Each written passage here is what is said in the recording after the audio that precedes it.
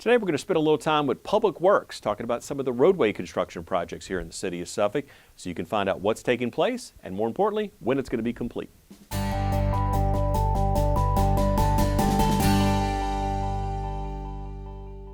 Welcome to On the Scene again, and Daryl Lewis, the Interim Assistant Director of Public Works, joins us to talk about something we're all very interested in, and that's roadway construction in the city of Suffolk. We certainly know there's a lot going on and there's a lot more to come, all of it with the goal of improving traffic flow, safety measures, and everything here, again, in the city of Suffolk. So Daryl, thanks for being with us today. Thank you, Tim. So we got a lot of good news to talk about here, some things that are happening, some things people have already seen in the works, and some things that are still to come, or maybe just getting underway. That's correct. So let's kick off with one of the big ones, Sure. and that's the Route 58 Holland Road project. I know we're well underway with that. Obviously, there's different stages. We've got a few more years to go on the project to see it finished throughout. But again, backing up, what's the purpose of that? What's the goal with that particular project? Okay, well, again, thank you for this opportunity to just get this information out. With the Holland Road project, as you know, it's one of our most important corridors, very congested. Right. And actually, it's coined a corridor of statewide significance for its support of the truck traffic in and out of the port. Right. This roadway, I believe, was completed in the 50s. So with this project, we're going to provide safety and capacity improvements to kind of bring it to modern standards. Yeah. So this project is essentially a widening project. So we will increase the laneage from 4 lanes that it is currently now to 6 lanes. Got it. We'll add other safety improvements such as we're going to have a multi-use path and a sidewalk on either side of the roadway. We're going to provide lighting. We are going to also improve the infrastructure of drainage and stormwater. And in addition, provide some better monitoring for cameras there along the corridor. Now, this project is kind of like trying to move a mountain in a way because of the fact that, okay, people think you have 4 lanes there now, you're adding 2, we'll just add 2 lanes and go on. It's not quite that simple because, again, with all the infrastructure that has to get moved as a result of this, I know there's been a lot of right-of-way and property acquisition to make room for what we're talking about here. But how does this process work? Correct me if I'm wrong, you sort of build what you're going to do, move things over, build and move. And so there's a lot of transitioning that's going to be happening within this time, within the work zone. And again, I think, 2024 when they're expected everything to hopefully be all said and done and this thing is wrapped up. But how does this process work in that regard? How do y'all do what you do when it comes to that? Great question. So essentially this is about a 44-month project, so it's going to take time. Right. And it's phased, as you spoke on. Right. So there are 4 phases in this project. Okay. Currently, we're in the first phase. So in this first phase, what the objective is to create a temporary pavement area so that we can shift the traffic. So how that works is the current westbound traffic will be moved over to the north onto these 2 temporary lanes, and the current traffic that travels eastbound will move over and it will actually be traveling on the existing westbound lane. Got it. And then that will allow us then to transition and do work on the other side. So it's a phasing process that we're doing here. Got it. And as far as work that has been done to date, we're about 6 months into the project. Yeah. Most of the work has been to improve the infrastructure for the stormwater. This project calls for 4 stormwater management ponds, 2 of which have been completed. Okay. There's a 3rd one that just got underway last week at Cove Point Drive, and there'll be a 4th one. We have installed temporary signals at Manning Bridge Road, and those should be energized within about a week or so. Okay. And then what I just spoke on, just the grading of the roadway to create those temporary pavement areas. And certainly when we talk about this particular project, I mean, as is with all projects, it is an active work zone. And there's a lot of traffic that's still funneling through the area. So safety is key. And I know in conjunction working with the Suffolk Police Department to put up as far as the reminder that this is a work zone. I know fines have been increased for speeding in that area. But again, there's a lot of activity taking place in a relatively small space area that you got a lot of trucks and people and things moving through. So what would you suggest or note to the motoring public in that area when they're going through there to really be aware of and to help themselves and the people, again, that are working in there to remain safe? Safety is of utmost importance. This corridor, speeds tend to be in excess of the 45-mile-per-hour posted signage. So I want to point out one thing. There will be occasions when we have to close down maybe a lane to create a work zone. Right. We have put up the restriction that lane closures will only happen Monday through Thursday from 7 a.m. to 3 p.m. And if there's need to do weekend work, that will be at night from 7 p.m. Friday to 5 a.m. on Sunday morning. Got it. Now, as we talked about safety, we have installed what we call higher fines during this project of $500 for speeding. So we just ask that you just slow down.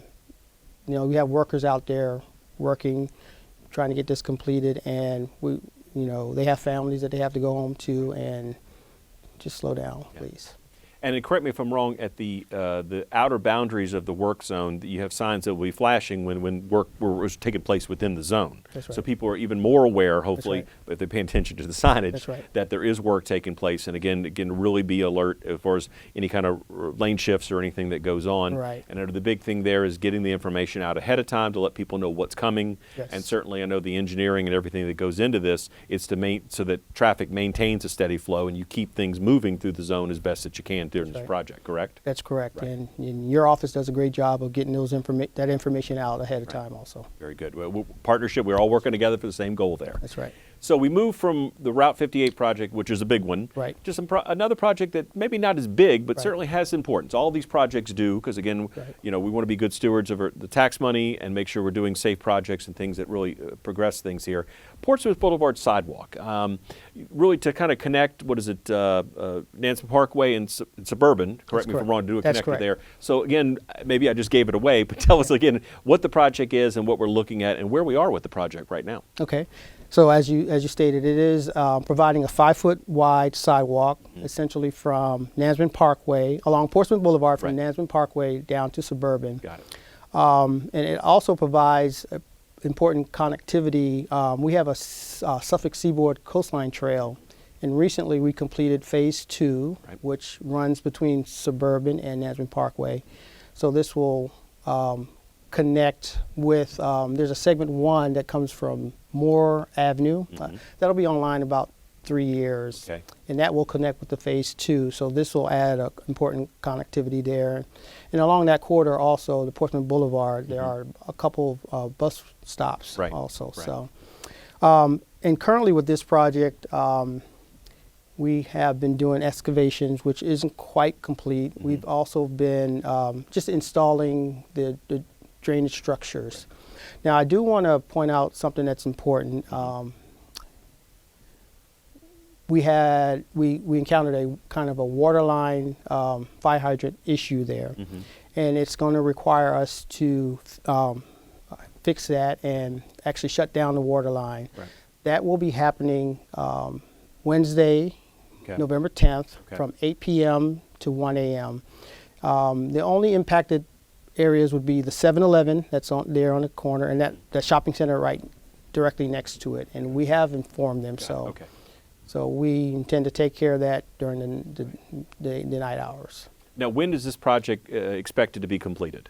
This project is currently on schedule, and we have an expected completion date of the end of February of 2022. Okay, so we're getting closer on that one. Good deal.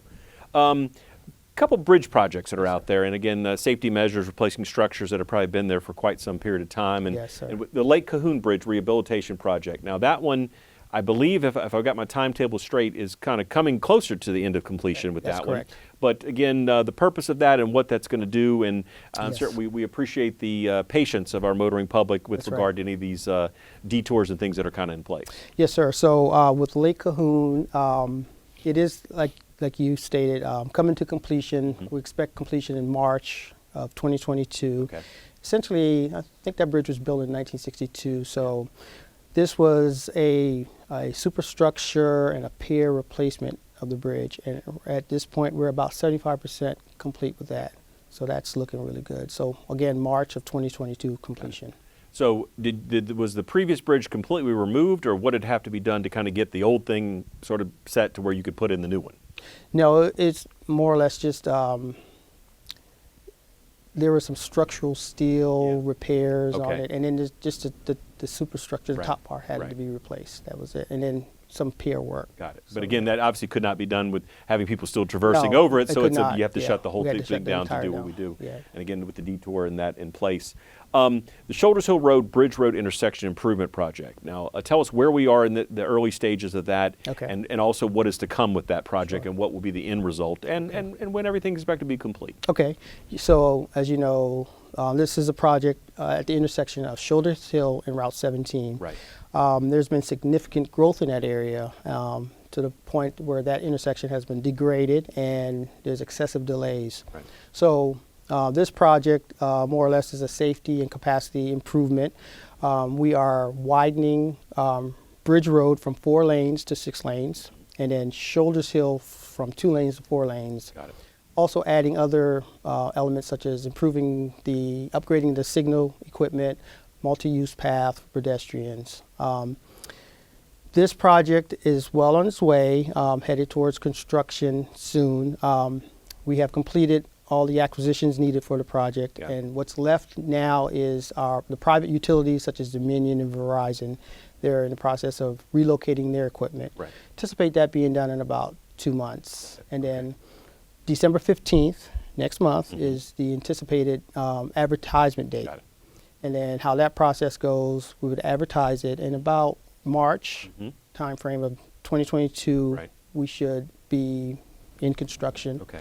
And anticipate about a 22-month construction period. So about January of March of 2024 completion of this project. Now, how do you expect traffic to be impacted during the project itself? I mean, has that gotten to that stage yet, or that's still in the planning phase? Anything will be, people coming through that area, what are they going to expect to maybe see? Well, again, we're going to ask for patience during that time because there will be some lane shifts and closures during that time. So, and as always, we've got a plan to manage it. Of course. And again, with your partnership, we're going to make everyone aware ahead of time of what we're doing. Very good, very good.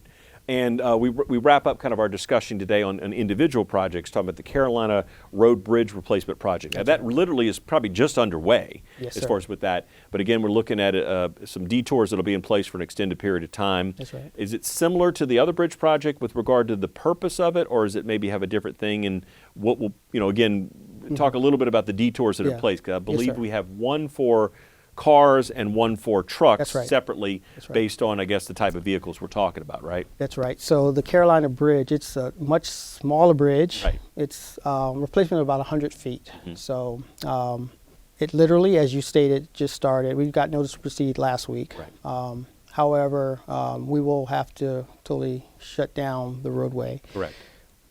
This will begin November 29th.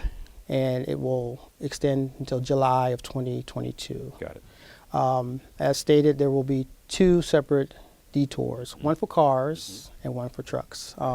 Cars will have to go down Whaleyville Road, Greenway, and Cypress Chapel. Okay. Whereas the trucks will also go down Whaleyville, Route 37, and Route 158 West. The difference, obviously, because of the geometrical and physical differences of the roads. Those roads weren't designed to hold the weight of trucks, so we had to kind of set up 2 separate ones. So when you said the project kicks off around November 29th, is that correct? That's correct. How soon, how in advance would the signage be up for the detours put in place? How do y'all try to time that typically? So actually we're in the process now of creating those signs and setting them now. Right. And they'll be ready and in place by the detour and the start of the project. Now, we spent, I don't know, about 15 minutes or so talking about 5 different projects, and it's not like this is the only thing going on in the city. There's a lot of stuff. So how do you and your team kind of manage the flow of this? Because you've got big projects, medium-sized, some smaller ones, but they all fit together. Again, the goal, trying to keep people moving, provide safety measures in place and everything. But how do y'all do what you do? Well, first of all, I have a good team. Right. And everyone has their individual projects. if you come to my office, I have this big board on my wall with all my projects, Right. and we have the phases and dates and everything. Yes. And together, along with our financial staff, we Right. just kind of chart it. And then we meet monthly with VDOT, and Right. it's a coordination meeting, and Sure. they're making sure that we're on schedule Of course. and providing everything that they need. So it's, teamwork. Yep. I think that's how things get done, quite frankly.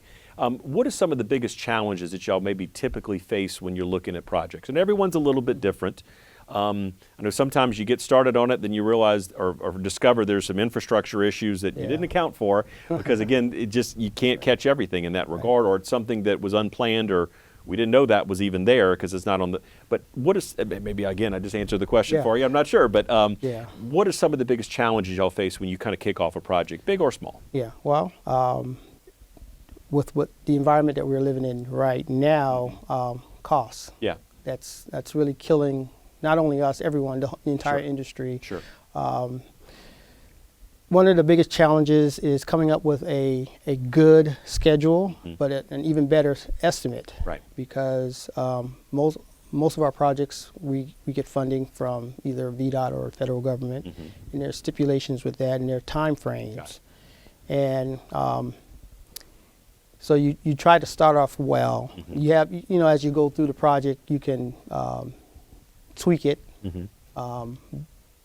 But as a project goes on, there's so many unknowns. We call it risks, and things pop up, and then you just have to deal with it. So just being flexible, thinking outside of the box and how to come up with solutions to get through what you're experiencing is.